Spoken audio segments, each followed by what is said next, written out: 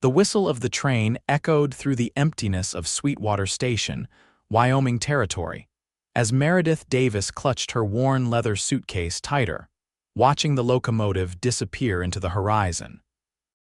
The bitter October wind of 1878 stung her cheeks as the reality of her situation sank in. She had been abandoned in a town she'd never set foot in before, with nothing but empty promises to keep her company. The letter from Thomas had been clear. Meet me at Sweetwater Station on October 15th. We'll be married by sundown. She traveled over 1,000 miles from Boston on the strength of those words, selling nearly everything she owned to afford the journey. Now the sun was setting, painting the sky in hues of orange and purple, and Thomas was nowhere to be found. Meredith glanced around the small station platform. The station master had already locked up for the evening, leaving her completely alone. The next train wouldn't arrive for 3 more days, and she had barely enough money for 2 nights at the local boarding house. Tears welled in her eyes, but she blinked them back. 26 years of life had taught her that crying solved nothing. She was about to pick up her suitcase and find her way to town when she heard the steady rhythm of hoofbeats approaching. A rider appeared from around the bend in the road, tall and broad-shouldered atop a chestnut stallion. As he drew closer, Meredith could make out his features. A strong jawline shadowed with a day's worth of stubble, eyes the color of a summer sky, and a worn Stetson pulled low over his forehead. He dismounted with the practiced ease of a man who'd spent his life in the saddle. Only then did she notice the small bundle of wildflowers in his hand, blue cornflowers and yellow daisies tied with a simple twine string. He approached her slowly, as if afraid she might bolt like a startled deer. "Miss Davis?" he asked, his voice deep and warm as honey over gravel. Meredith nodded, confusion evident in her expression. "Yes, but I don't believe we've met, mister." A small smile curved his lips as he extended the flowers toward her. "Archer Williams, and these are for you." He hesitated before adding softly, "Welcome home." The tears she'd been holding back threatened to spill over. "I think there's been some misunderstanding. I was supposed to meet someone else, a man named Thomas Bradley." Archer's expression darkened. "I know, that's why I'm here." He glanced around the empty platform. "It's getting dark. Let me take you into town and I'll explain everything on the way." Meredith hesitated, years of proper Boston upbringing warning against accepting rides from strange men. But something in his eyes, a gentleness that belied his rugged appearance, made her nod in agreement. He took her suitcase, securing it to his saddle before helping her mount the horse. Then he swung up behind her, keeping a respectful distance as they set off toward Sweetwater. "Thomas Bradley isn't coming," he said after they'd ridden in silence for several minutes. "He never intended to." "How would you know that?" Meredith asked, her voice barely audible over the sound of hooves on packed earth. "Because Thomas Bradley isn't even his real name," Archer replied, his tone hardening. "His real name is Theodore Blackwood, and he's done this before writing to respectable Eastern women, promising marriage, then leaving them stranded once they've sent him money for wedding preparations." Meredith felt the blood drain from her face. She'd sent Theodore $50, nearly all her savings. "How do you know this?" she whispered. "Because 6 months ago he did the same thing to my sister." The pain in his voice was unmistakable. "She took her own life 3 weeks later." Meredith gasped softly, her heart breaking for this stranger whose grief was palpable in every word. "I've been tracking him since," Archer continued. "When I saw another letter at the post office addressed in his handwriting, I knew he was at it again. I couldn't stop him from sending it, but I could be here when you arrived." "The flowers?" Meredith asked, glancing down at the wildflowers she now held.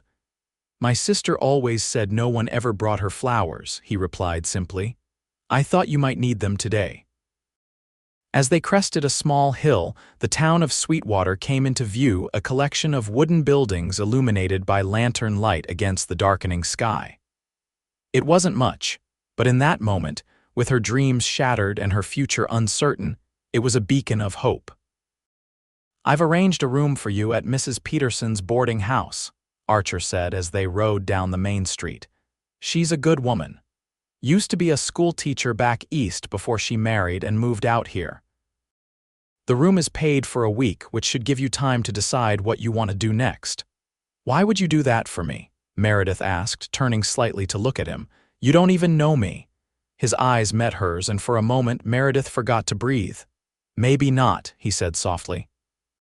But I know what it's like to be lost. And sometimes, all it takes is one person who cares enough to help you find your way again. Mrs. Peterson's boarding house was a 2-story white clapboard building at the edge of town. The older woman who greeted them had kind eyes and a no-nonsense manner that reminded Meredith of her grandmother. So you're the young lady Archer's been fretting over, she said, eyeing Meredith appraisingly.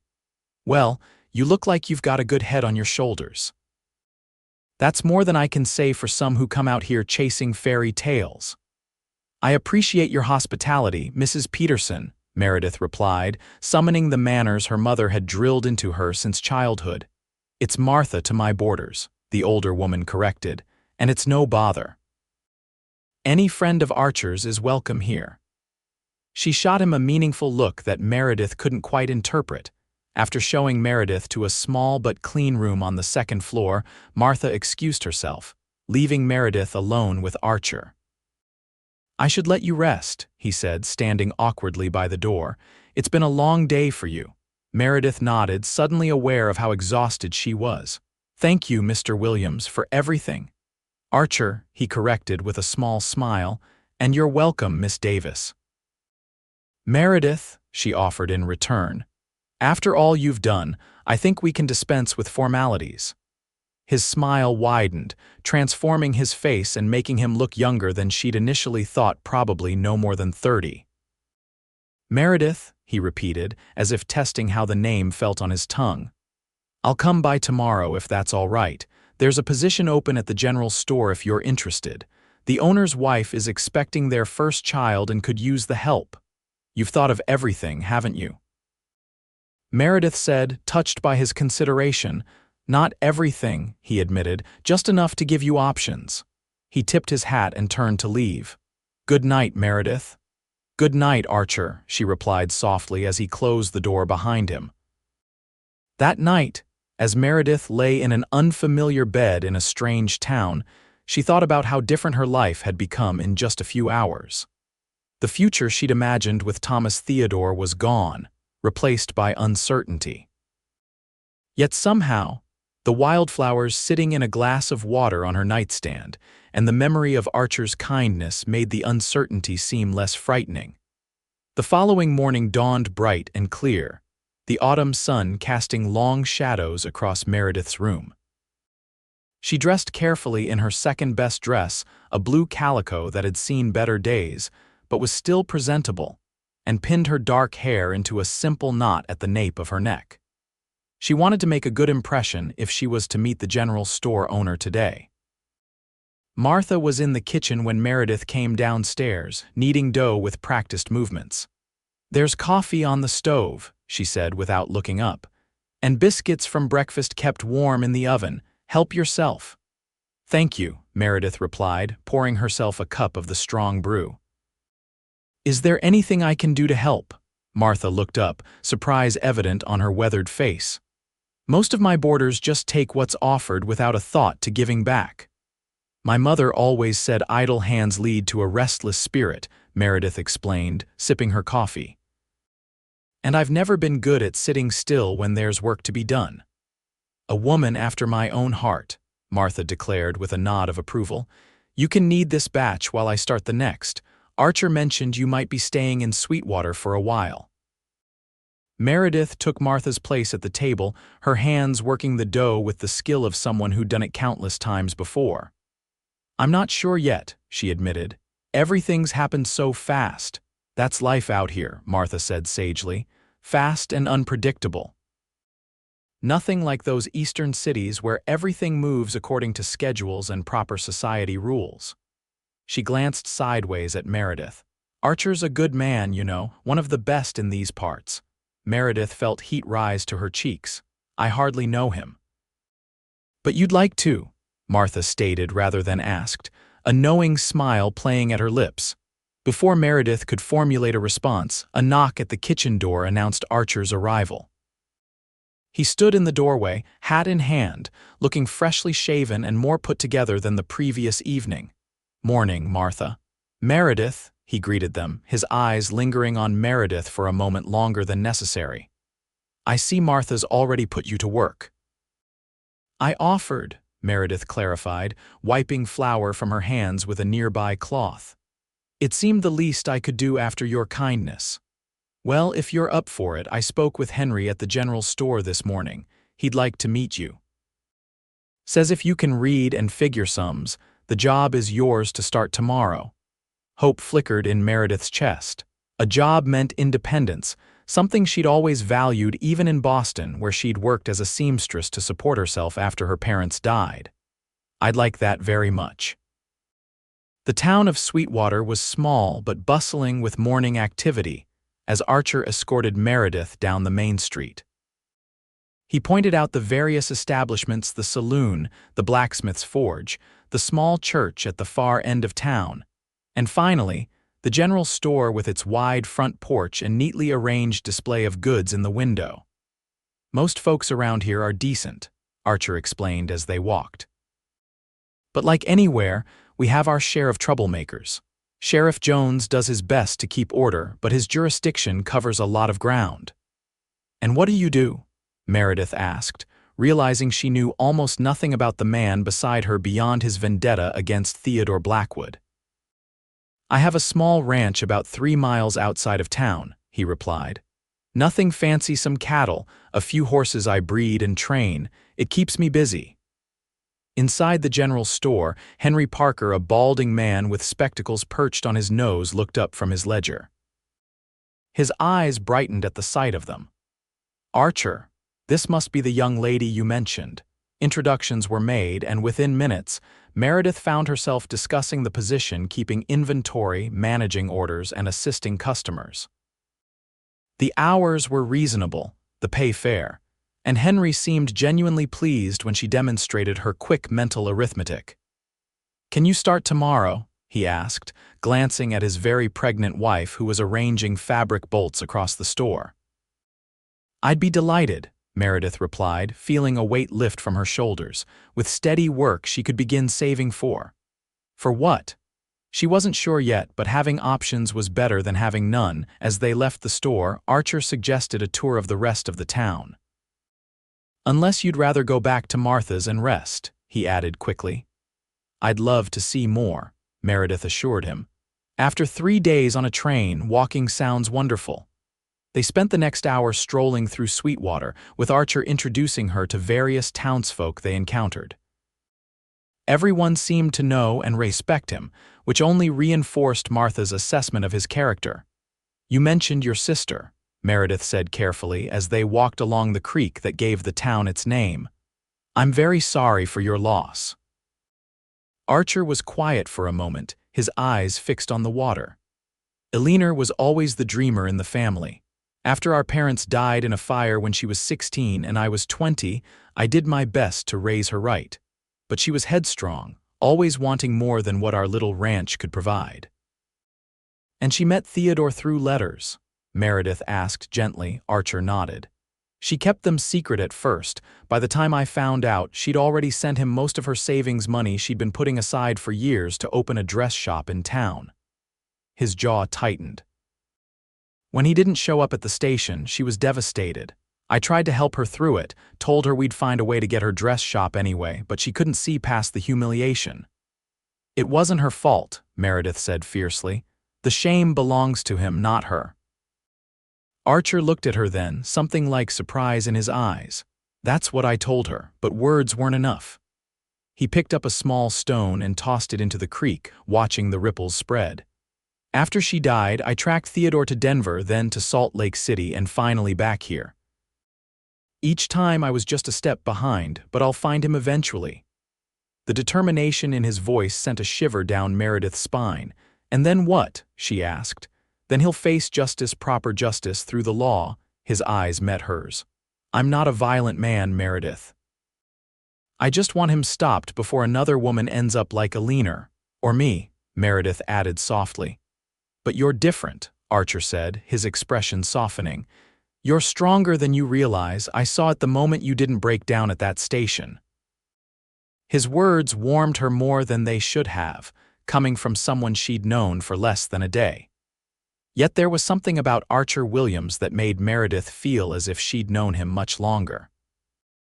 As they made their way back toward town, Archer surprised her by asking, "What was your life like in Boston?" The question was simple, but no one had asked about her past since she'd arrived. "Quiet," she answered truthfully. "After my parents died of influenza when I was 18, I lived in a boarding house not unlike Martha's, though much less welcoming. I worked as a seamstress for a dress shop on Tremont Street. Then why leave? Why answer a letter from a stranger offering marriage in a place you'd never seen?" There was genuine curiosity in his question, not judgment. Meredith considered her answer carefully. Boston was stifling. Everyone had expectations about who I should be, how I should live my life as a proper lady, but I wanted more. She smiled ruefully. "I suppose I'm not so different from your sister in that way. Except you're still here," Archer pointed out, "and from what I can see, you're already finding your way." His confidence in her was unexpected but welcome. As they reached Martha's boarding house, Meredith found herself reluctant to end their time together. "Would you like to stay for dinner?" she asked impulsively. "Martha mentioned she's making stew and there's always plenty." Archer's smile was answer enough. "I'd be honored." That evening, sitting around Martha's large kitchen table with several other boarders, a young schoolteacher, an elderly man who'd once prospected for gold, and a quiet woman who worked at the local laundry, Meredith felt a sense of community she hadn't experienced in years. The conversation flowed easily, with stories of life in Sweetwater intermingled with questions about Boston and Meredith's journey west. Through it all, she was acutely aware of Archer's presence across the table, his occasional glances in her direction, and the way his laugh transformed his entire face.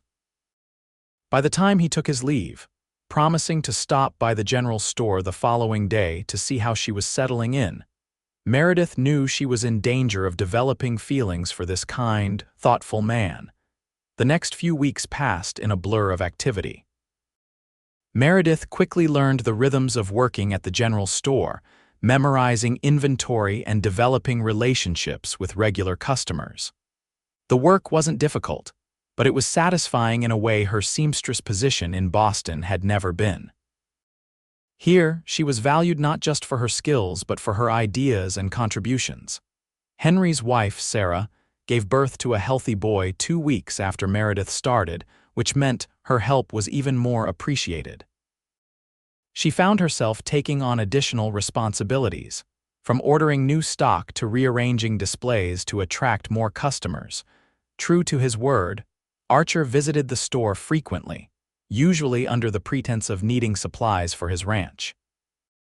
But Meredith knew, and suspected everyone else did too, that his real reason was to see her.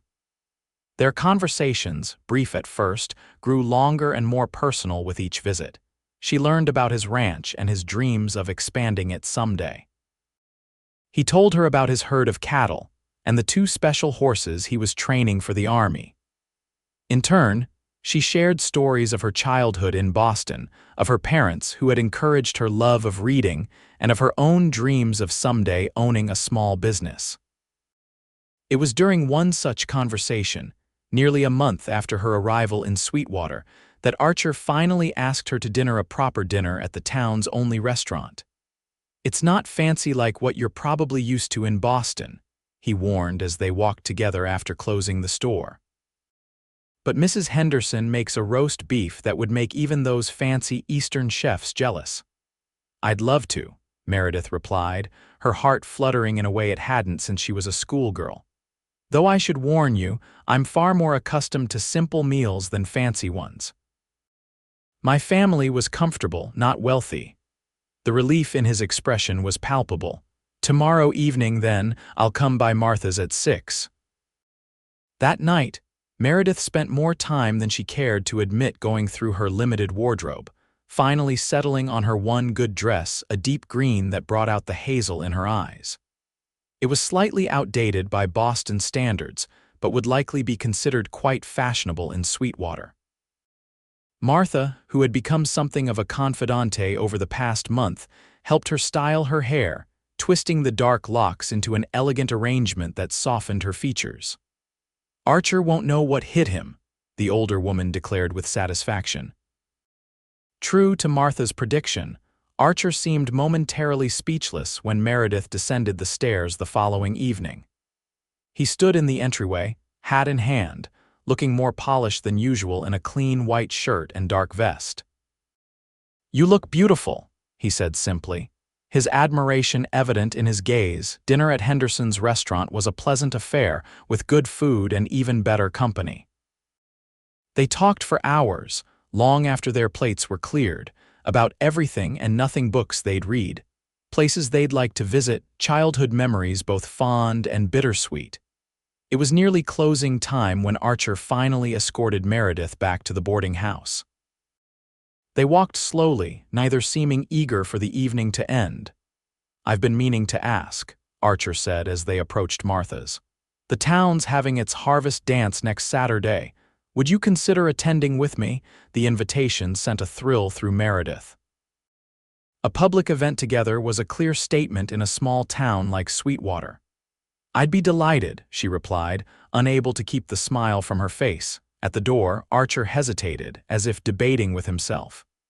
Then, with gentle deliberation, he leaned down and pressed a soft kiss to her cheek. "Good night, Meredith," he murmured. The week leading up to the harvest dance passed with agonizing slowness. Meredith threw herself into her work at the general store, trying not to count the hours until Saturday. Archer, meanwhile, seemed to find even more reasons to come into town, each visit bringing a small gift: a ribbon for her hair, a book he thought she might enjoy, once even a small box of chocolates he'd ordered specially from Denver. The day of the dance dawned clear and cool, a perfect autumn day. Meredith spent the morning helping Henry with a new shipment, then hurried back to Martha's to prepare for the evening. The entire boarding house was abuzz with excitement, as most of the residents were planning to attend. Martha had helped Meredith modify her green dress, adding a touch of lace at the collar and adjusting the fit to better suit her figure. Looking at her reflection in the small mirror in her room, Meredith hardly recognized the confident woman staring back at her. This wasn't the same person who had stepped off the train in Sweetwater just over a month ago, lost and betrayed. Archer arrived promptly at 7, and the appreciative look in his eyes told Meredith all she needed to know about her appearance. He offered her his arm, and together they made their way to the town hall, which had been transformed for the occasion with autumn decorations and lanterns strung from the ceiling. The evening was magical. Archer proved to be an excellent dancer, guiding Meredith through waltzes and reels with a sure hand at her waist. She lost count of how many dances they shared, aware only of his steady presence and the warmth in his blue eyes whenever he looked at her. It was during a brief rest as they sipped punch near the edge of the dance floor that Sheriff Jones approached them, his expression grim. "Archer, might I have a word?" he asked, nodding politely to Meredith. "Of course," Archer replied, frowning slightly at the sheriff's serious tone. "Is something wrong?" "Just received a wire from the sheriff in Laramie," Jones said, lowering his voice. "They've apprehended Theodore Blackwood. He was attempting the same scheme with another young woman." Meredith felt her knees weaken, and Archer's arm immediately came around her waist to steady her. "Are they certain it's him?" he asked, his voice tight. Jones nodded. "Matched the description you provided, plus he had letters from at least 3 different women in his possession. They're holding him for fraud and theft. They want you to come identify him, considering your personal interest in the case." Archer's jaw clenched, his eyes darkening with emotion. "I'll leave first thing in the morning." After the sheriff moved away, Meredith turned to Archer, seeing the conflict in his expression. "You should go," she said softly, "for Alina and for all the other women he's hurt." I know, he agreed, his hand still at her waist, but I hate leaving you even for a few days. Her heart swelled at his words. I'll be here when you get back, she promised. The remainder of the dance passed in a bittersweet haze. They danced every dance, held each other a little closer than propriety might dictate, and when Archer walked Meredith back to the boarding house, their goodbye was tinged with the knowledge of their imminent separation. Standing on Martha's porch, sheltered from curious eyes by the darkness, Archer took both of Meredith's hands in his. I'll be back as soon as I can, he said, his voice rough with emotion. I know, she replied, trying to sound braver than she felt. He hesitated for just a moment before leaning down to capture her lips in a gentle kiss. It was brief but filled with promise, and when he pulled away, the look in his eyes made Meredith's heart race. Meredith Davis, he said softly, I know it's only been a month, but I think I'm falling in love with you. She reached up to touch his cheek, marveling at how natural it felt to do so. And I with you, Archer Williams. He kissed her once more, this time with greater urgency, before reluctantly stepping back. I'll return in 3 days, God willing, and when I do, we have much to discuss about our future. The 3 days of Archer's absence were the longest of Meredith's life. She threw herself into her work at the general store, took on extra shifts, and even helped Martha with a deep cleaning of the boarding house, anything to keep her mind occupied. But her thoughts inevitably drifted to Archer, wondering if he was safe, if seeing Theodore Blackwood would reopen the wounds of his sister's death, and what he had meant about their future. It was late afternoon on the 3rd day when Meredith, arranging a display of fabric in the store window, heard the familiar sound of hoofbeats outside. Her heart leaped as she turned to see Archer dismounting from his horse, his face weary but his step purposeful as he entered the store. Archer, she exclaimed, abandoning her task to meet him. You're back. The few customers in the store watched with undisguised interest as he crossed to her in 3 long strides and took her hands in his. It's done, he said simply. Theodore Blackwood will stand trial for his crimes. The evidence against him is substantial. Did you see him? She asked, searching his face for signs of distress. I did. His expression hardened momentarily before softening as he looked at her. He's a small man in every way that matters, and seeing him knowing he can't hurt anyone else. It brought me peace I didn't expect. Henry, sensing the importance of their conversation, called from the counter, Meredith, why don't you take the rest of the day off? We're not busy. With grateful smiles, they left the store together, walking slowly toward the creek where they'd had their first real conversation. The autumn leaves had turned vibrant shades of red and gold, creating a canopy of color above them as they followed the familiar path. When I was facing Theodore, all I could think about was you, Archer said when they reached the water's edge. Not revenge or justice for a leaner, though that matters deeply, but you, and how different my life has become since you arrived in Sweetwater. Meredith's pulse quickened at his words. Different how? He turned to face her fully, taking both her hands in his. Before you, I was existing, not living, consumed by grief and anger, unable to see beyond it. His thumb traced gentle patterns on her palm. You brought light back into my world, Meredith. And I don't want to lose that to lose you.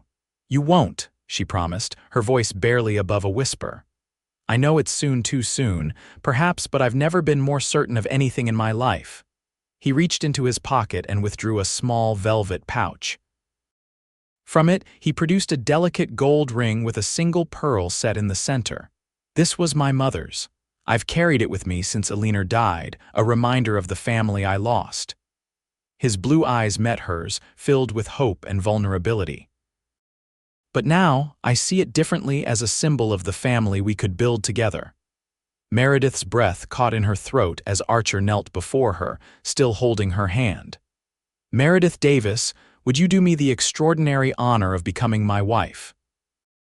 Not because you need a home or protection, but because I love you and I believe we could build a beautiful life together. Tears blurred her vision as she nodded, unable to speak for a moment. Yes, she finally managed, her voice trembling with emotion. "Yes, Archer Williams, I will marry you." His smile was radiant as he slipped the ring onto her finger. It fit perfectly, as if it had been made for her all along.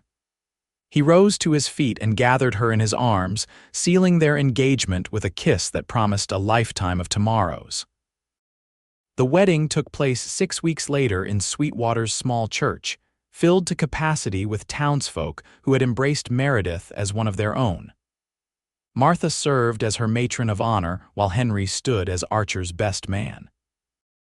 Meredith wore a new dress of ivory satin that she'd helped design and sew with Sarah Parker, incorporating lace from her mother's wedding gown that she'd brought with her from Boston. As winter settled over Wyoming Territory, Meredith moved to Archer's ranch, which quickly began to feel more like home than anywhere she'd lived before. The modest house was cozy rather than cramped, and together they made plans for additions in the spring: a larger kitchen, another bedroom, perhaps even a small study where Meredith could pursue her newfound interest in bookkeeping. She continued to work at the general store 2 days a week, having discovered a talent for business that Henry was eager to encourage. The rest of her time was devoted to learning ranch life, gardening, cooking for the 2 ranch hands Archer employed, and even helping with the horses, which she came to love almost as much as he did. On a snowy evening in early December, as they sat before the fire in their small parlor, Archer watching Meredith mend one of his shirts, he suddenly said, "I've been thinking about Theodore again." Meredith looked up, surprised. They rarely spoke of the man who had inadvertently brought them together. "What about him?" "I realized something today," Archer said thoughtfully. "If he hadn't written to you, if he hadn't left you waiting at that station, we never would have met." "That's true," Meredith agreed, setting her sewing aside. "I spent so long hating him for what he did to Alina, for the lives he ruined," Archer continued. "And I still do, don't mistake me, but I can't help feeling that in your case his cruelty led to something beautiful." He reached for her hand, running his thumb over her wedding band. "It led you to me, to us." Meredith moved to sit beside him, leaning her head against his shoulder. "Perhaps that's what they mean by providence," she murmured, "finding blessing even in the midst of pain." Archer kissed the top of her head, his arm tightening around her. "I still remember the look on your face when I approached you at the station with those wildflowers. You were trying so hard to be brave. And then you said, 'Welcome home,'" Meredith recalled with a smile. "I thought you were mad." "Maybe I was," he chuckled. "But I meant it, even then. Somehow I knew you belonged here, with me." As the fire crackled and snow fell gently outside their window, Meredith reflected on how drastically her life had changed in just a few short months. The journey that had begun with betrayal had led her to love, to purpose, to a place where she truly belonged. She had come to Sweetwater searching for a husband and found instead a partner, a best friend, and a future brighter than anything she could have imagined. And when, the following spring, she discovered she was carrying their first child, Meredith knew with absolute certainty that Archer had been right that October day at the train station. She was home.